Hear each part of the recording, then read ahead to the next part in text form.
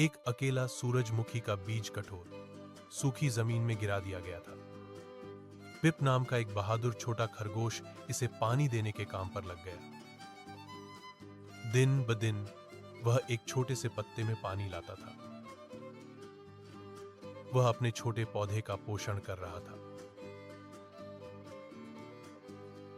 साल बीत गए और वह अकेला बीज एक शानदार सूरजमुखी के रूप में विकसित हो गया। इसने भूले हुए पैच को एक सुनहरे अजूबे में बदल दिया।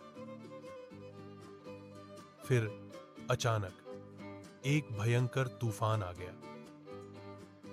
इसने लंबे सुंदर डंठल को तोड़ दिया। बर्बाद हुए। पिप लगभग हार मानने वाला था। तभी उसने जमीन पर बिखरे हुए गिरे हुए बीजों को देखा। उसने उन सबको इकट्ठा किया और फिर से लगा दिया। जल्द ही नए चमकीले सूरजमुखी का एक पूरा खेत अंकुरित होने लगा। चीकू गिलहरी एक प्यारी और मजेदार कहानी है। ये कहानी हमें सिखाती है कि मेहनत और समय का सही उपयोग कितना जरूरी है। एक सुंदर बगीचे में चीकू नाम की एक छोटी सी गिलहरी स्क्विरल रहती थी। चीकू बहुत ही फुर्तीली और मेहनती थी। उसके पास एक बड़ी सी रोएंदार पूंछ थी। उसी बगीचे में एक पेड़ पर मोंटू नाम का एक बंदर भी रहता था। मोंटू बहुत आलसी था। उसे बस दिन भर सोना और मूंगफली खाना पसंद था। चीकू की मेहनत गर्मियों के दिन थे। चीकू गिलहरी सुबह से शाम तक मेहनत करती थी। वह इधर उधर भागकर अखरोट, वॉलनट्स, बादाम और सूखे फल इकट्ठा करती और अपने घर पेड़ के छेद में जमा करती थी। मोंटू बंदर उसे देखकर हंसता और कहता, अरे चीकू, तुम क्यों इतनी मेहनत करती हो? अभी तो मौसम कितना अच्छा है। आओ थोड़ा आराम करो और खेलो। चीकू ने मुस्कुरा कर कहा, मोंटू भाई, अभी मौसम अच्छा है, इसलिए मैं खाना जमा कर रही हूँ। जब बारिश और ठंड आएगी तब बाहर निकलना मुश्किल होगा। मोंटू ने उसकी बात अनसुनी कर दी और सो गया। दिनों बाद मौसम बदला। जोरों की बारिश शुरू हो गई और ठंड भी बढ़ गई। सारे जानवर अपने अपने घरों में छुप गए। चीकू गिलहरी अपने घर में मजे से बैठी थी। उसके पास खाने के लिए बहुत सारे अखरोट और फल थे। उसे कोई चिंता नहीं थी। दूसरी तरफ मोंटू बंदर पेड़ की डाल पर भीग रहा था।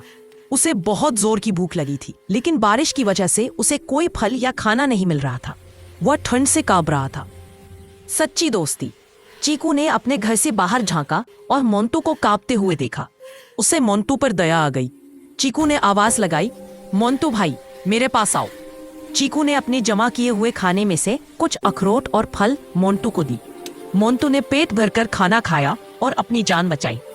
मोंटू ने चीकू से कहा, चीकू बहन, तुम सही थी। अगर मैंने भी समय पर मेहनत की होती तो आज मुझे परेशान नहीं होना पड़ता। इस कहानी से सीख, मॉरल ऑफ द स्टोरी, आज की मेहनत कल का आराम है। Hard work today brings comfort tomorrow. हमें हमेशा भविष्य के लिए तैयार रहना चाहिए और आलस नहीं करना चाहिए। एक हरे भरे जंगल में चीकू नाम की एक मेहनती गिलहरी रहती थी। एक दिन चीकू को रास्ते में एक अजीब बड़ा और चमकीला भूरा बीज मिला। चीकू ने सोचा, जरूर ये कोई जादुई चीज है, मैं इसे उगाऊंगा। चीकू ने तुरंत जमीन में एक छोटा सा गड्ढा खोदा और बीज को बो दिया। चीकू का एक ही नियम था, वह रोज सुबह उठता और नदी से पानी लाता। वह उस बीज को डालता और उससे बातें भी करता, जल्दी उग जाओ मेरे दोस्त। दिन बीते, फिर हफ्ते बीत गए, लेकिन जमीन से कुछ नहीं निकला। मोंटू बंदर पेड़ से लटक कर हंसा। हा हा हा, चीकू तू पागल है। मोंटू बोला, तू जरूर किसी पत्थर को पानी दे रहा है, अपना समय बर्बाद मत कर। चीकू थोड़ा उदास हुआ, लेकिन उसने हार नहीं मानी। उसने सोचा, मुझे थोड़ा और इंतजार करना चाहिए। उसने पानी देना जारी रखा। एक सुनहरी सुबह आई। चीकू ने देखा कि मिट्टी थोड़ी ऊपर उठी हुई है। ध्यान से देखा तो वहां एक नन्हा सा प्यारा सा हरा अंकुर झोंक रहा था। चीकू खुशी से उछल पड़ा, ये उग गया, ये उग गया।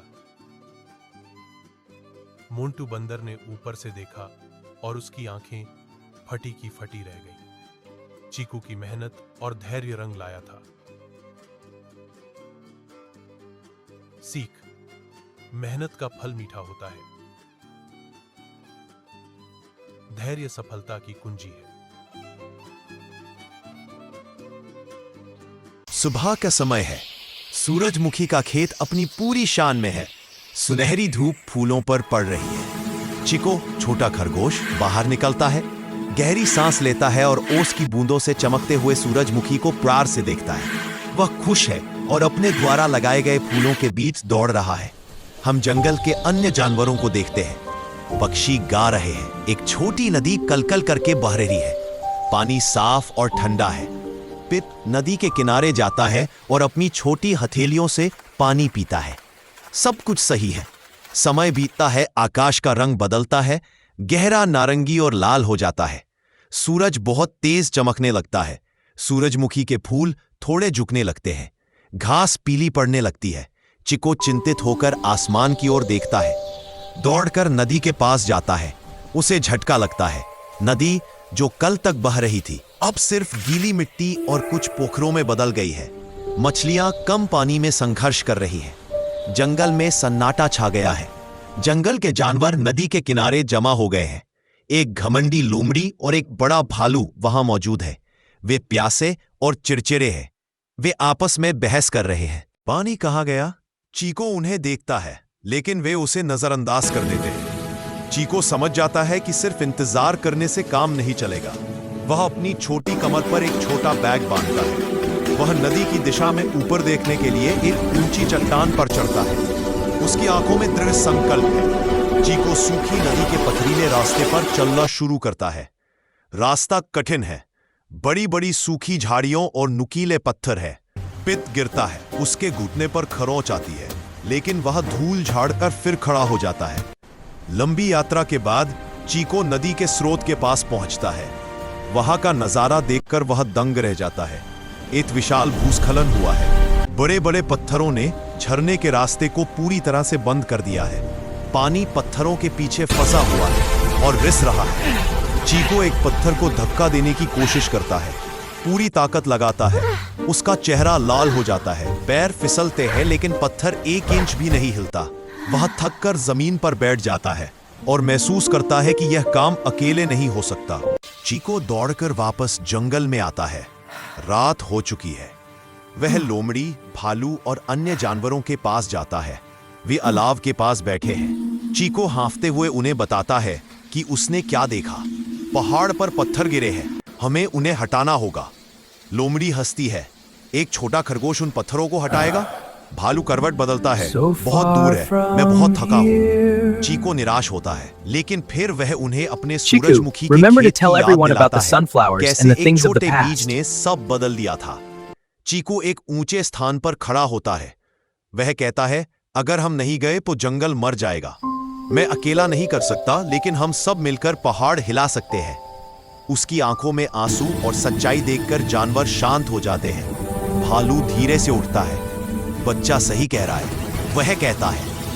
अगली सुबह एक अद्भुत नजारा। चीको सबसे आगे चल रहा है और उसके पीछे भालू, लोमड़ी, हिरण, गिलहरियां, पूरा जंगल एक कतार में पहाड़ की ओर बढ़ रहा है। धूल उड़ रही है। संगीत प्रेरणादायक है। वे पत्थरों के ढेर पर पहुंचते हैं।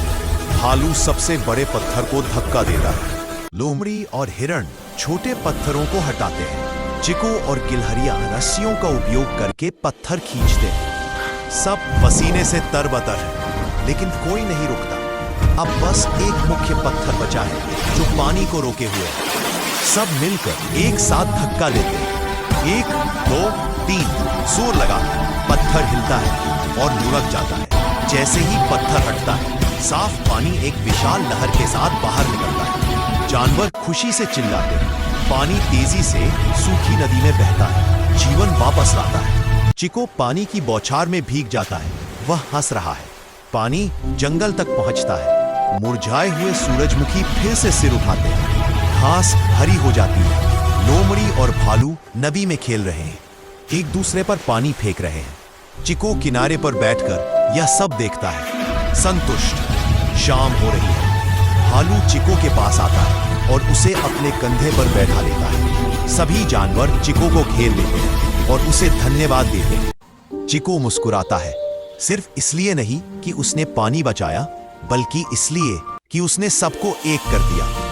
उस दिन जंगल ने सीखा कि कोई भी मुसीबत इतनी बड़ी नहीं होती जिसे एकता से हराया न जा सके। और चिको, वह जानता था कि असली जादू बीज में नहीं, बल्कि साथ मिलकर काम करने में है।